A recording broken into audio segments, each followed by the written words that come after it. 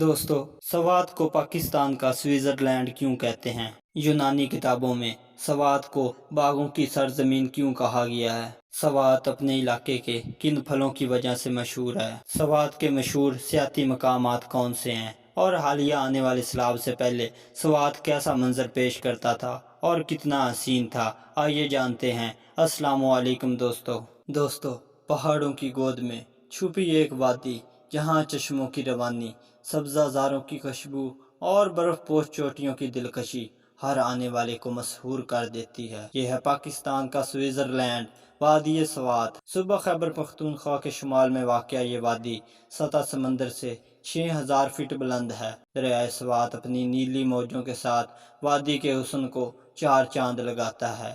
گھنے جنگلات، شفاف جھیلیں، بلند و بالا پہاڑ اور برف سے ڈھکی چوٹیاں سوات کو دنیا بھر کے سیاحوں کے لیے جنت نظیر بناتی ہے۔ وادی سوات کی تاریخ ہزاروں سال پرانی ہے۔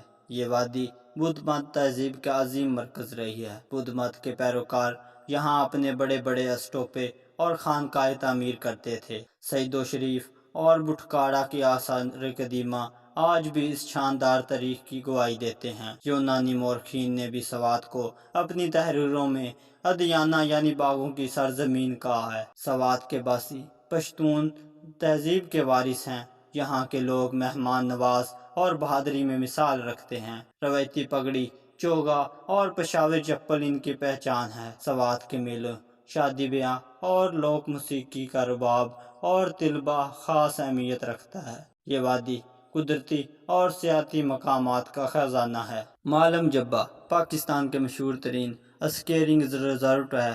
کالام دریائے سوات کے کنارے بسی جنت، جہاں جھیلیں اور سبزہ زار سیاحوں کو اپنی طرف کھینچ لاتے ہیں۔ منڈو ڈنڈ جھیل شفاف نیلا پانی اور برف پوش چوٹیوں کا حسین امتزاج پیش کرتی ہے۔